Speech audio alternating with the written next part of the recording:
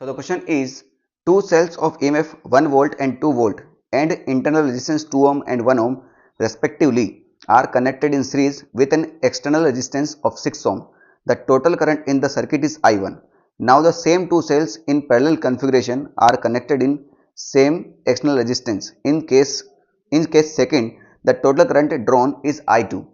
The value of I1 divided by I2 is x by 3. The value of x is. तो बहुत easy question है, बस आपको simply जो सेल का कॉम्बिनेशन होता है उनके फॉर्मूले अच्छे से याद होना चाहिए। और क्वेश्चन में डायग्राम नहीं दिया गया है, मैंने टाइम बचाने के लिए डायग्राम यहाँ पर खुद बना दिए हैं, ठीक है।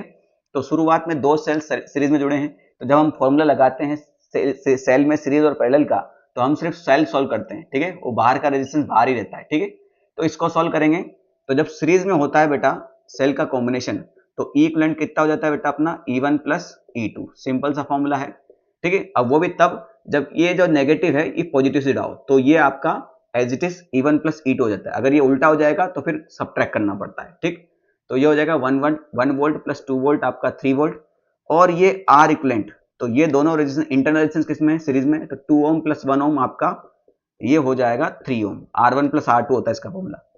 नेट रेजिस्टेंस जो होगा इस पूरे सर्किट में, इन दोनों के साथ ये 6 ओम सीरीज में है भैया, ठीक, सिंपल सी बात है। तो 2 और 1 3, 3 और 6 9 ओम हो जाएगा। तो करंट क्या हो जाएगा बेटा ओम्स लॉ से, E equivalent divide by R equivalent, ठीक। तो ये हो जाएगा अपना 3 डिवाइड बाई 9 यानी 1/3 एम्पियर। तो ये तो हो गया हमारा I1। अब सबसे ज्यादा जो दिक्कत वाली बात है ना वो सिर्फ इसी के साथ है, ठीक है। समझाता हूं अभी क्या क्या है। पहली बात तो फॉर्मूला, अगर इसका फॉर्मूला अगर आप देखेंगे तो पैरेलल में फॉर्मूला होता है R equivalent divide by R equivalent is equal to E1 divide by R1 plus E2 divide by R2। अगर इन्फिनिटी चीजें हैं तो प्लस चलता रहेगा ये, मगर आपके सिर्फ दो सेल हैं तो ये फॉर्मूला आप याद रख सकते हो, E equivalent is equal to E1 R2 plus E2 R1 divide by R1 plus R2, ठीक है। तो E1 1 वोल्ट है तो R1 भी 1 वोल्ट है, 1 इंटू 1 कितना हो गया 1। E2 2 वोल्ट है और R1 2 वोल्ट है, तो 2 इंटू 2 कितना हो गया 4, और R1 प्लस R2 2 प्लस 1 कितना हो गया 3, यानी ये हो गया आपका 5 डिवाइड बाई 3।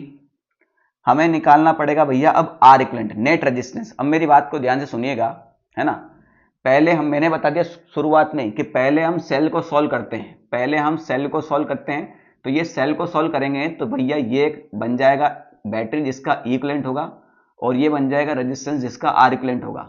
उसके बाद बाहर का रेजिस्टेंस लगाना है भाई, ठीक है, बात समझ में आई नहीं।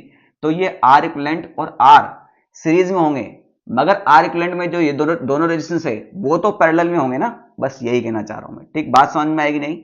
बात ये है कि पहले हम सिर्फ सेल को सॉल्व करते हैं, तो सेल को एक सिंगल सेल बनाएंगे, तो E इक्विवेलेंट R इक्विवेलेंट हो जाएगा।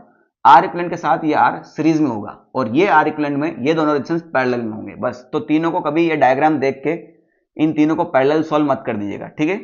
तो R इक्विवेलेंट में ये दोनों पैरेलल में हैं, जब दो रेजिस्टेंस पैरेलल में होते हैं तो R1 R2 divide by R1 plus R2 का फॉर्मूला लगता है। तो ये हो जाएगा 2 into 1 R1 R2 R1 plus R2, ये हो जाएगा 2 डिवाइड बाई 3, ठीक है। और ये 6 इनके साथ सीरीज में है, तो ये R इक्विवेलेंट नहीं हुआ, ये तो आपका R इक्विवेलेंट हुआ। और नेट रेजिस्टेंस हो जाएगा बेटा अपना, इनके साथ 6 को जोड़ दीजिए तो 2/3 प्लस 6, तो एलसीएम कितना आ जाएगा भैया हमारा 3 आ जाएगा एलसीएम। तो ये हो जाएगा 2 और 3 से 18, ये हो जाएगा 20 डिवाइड बाई 3। क्लियर हो गया। तो according to Ohm's law I2 हो जाएगा अपना E equivalent divide by R equivalent, फिर से वही फॉर्मूला। तो ये है 5 डिवाइड बाई 3 और ये है 20 डिवाइड बाई 3। तो 5 डिवाइड बाई 3 और इसको उल्टा करके मल्टीप्लाई कर देंगे, 3 से 3 खत्म, 5 से 20 जाएगा भैया अपना 4 टाइम्स, तो ये हो जाएगा 1/4 एम्पियर, ठीक है। तो हमें I1 डिवाइड बाई I2 निकालना था ना, तो I1 डिवाइड बाई I2, तो I1 है 1 डिवाइड बाई 3 और ये है 1 डिवाइड बाई 4, तो ये हो जाएगा 1 डिवाइड बाई 3 और ये 4 डिवाइड बाई 1 यानी 4/3।